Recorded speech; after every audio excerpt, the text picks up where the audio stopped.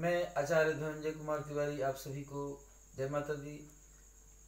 शारदीय नवरात्र के पंचम दिवस यानी माँ दुर्गा के नव दुर्गा के रूप में 5वें दिन स्कंद माता की पूजा होती है।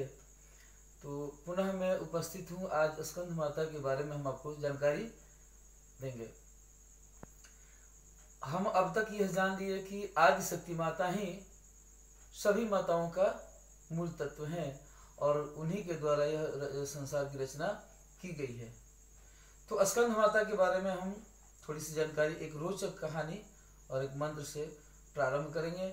उसके बाद उनकी सवारी क्या है, उनके विषय में तमाम चीज़ों को हम चर्चा करेंगे।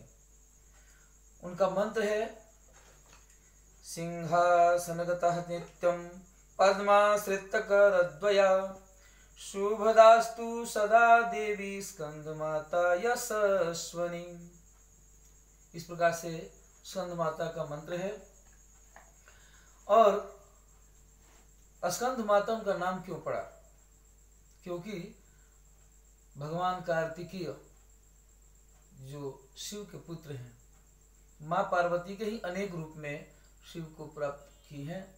तो स्कंद रूप में शिव को पति रूप में प्राप्त की है और उनको पुत्र प्राप्त हुआ है। स्कंद रूप में स्कंद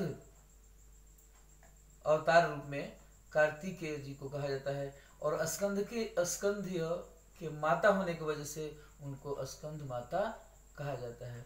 ऐसे हमारे पुराणों की मत है।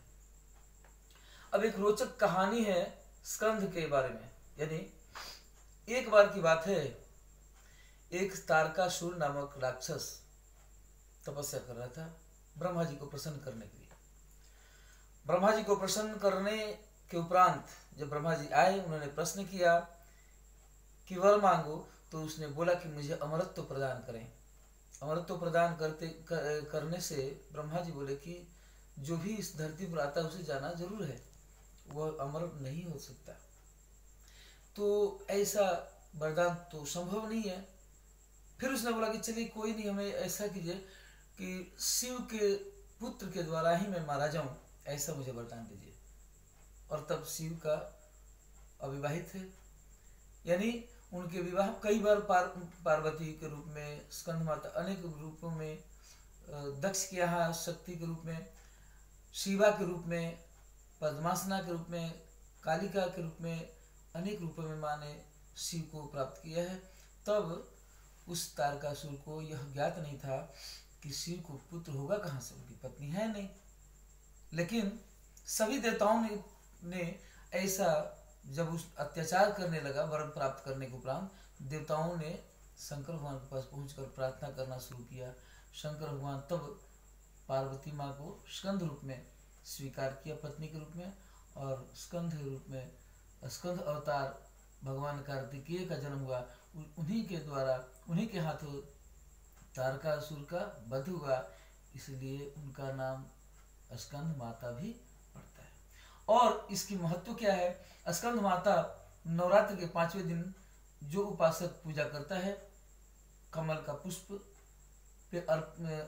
कमल का पुष्प और कमल गट्टे इत्यादि अर्पण करने से माँ भगवती प्रसन्न होती हैं। क्यों? क्योंकि उनका आसन कमल का पुष्प है। और यही नहीं, माँ सिंह की सवारी करती हैं, सिंह की सवारी पर आती हैं, उनके हाथों में कमल का पुष्प है।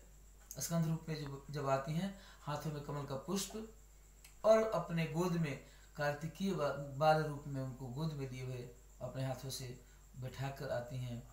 तो एक और महत्व इसका है कि जो उपासक पुत्र प्राप्ति, संतान प्राप्ति के हेतु माँ स्कंद को मनाता है, उपासना करता है, निश्चित रूप से उसको संतान प्राप्ति होती है। और जिसको संतान यदि है और वह मन से, भाव से माँ को पूजन करता है, उपासना करता है, तो उसके संतान के जीवन में वृद्धि होती है और संतान उन्नति करता है, ऐसा मानता है।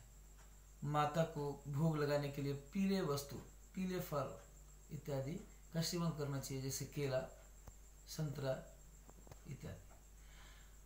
और जो उपासक मोक्ष प्राप्ति के लिए करता है उसका मार्ग प्रशस्त होता है, क्योंकि माँ का सूर्य के आभा की तरह अलौकिक चमक है। इसलिए माँ स्कंद के उपासक जो है वो अलौकिक चमक को प्राप्त करता है, अलौकिकता को प्राप्त करता है।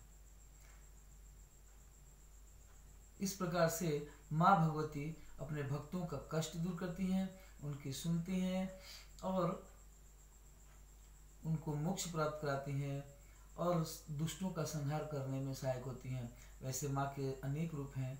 51 सिद्धपीठ है, 10 महामाया महादेवी के रूप में है, 9 दुर्गा के रूप में है, अनेक माँ है, लेकिन सभी माँ का मूल तत्व आदि शक्ति माता ही है। तो नवरात्र के 5वें दिन में हम स्कंद माता के रूप में उनकी पूजा और उपासना करें और शुद्ध मन से करें। जिस प्रकार से नित्य हमने बताया कि रोज ऐसे करना चाहिए, षोडशोपचार या पंचोपचार करके जो व्यवस्था के अनुसार पूजा करते हैं उस प्रकार से पूजा करें। और विशेष रूप से माँ को भोग पीले चीज का, चने का दाल भी लगा सकते हैं, उनका हलवा बना लें या केले इत्यादि अवश्य उनको चढ़ाएं। और एक लाइन में गुनगुनाता हूँ आरती, उसके बाद पुनः कल मिलेंगे।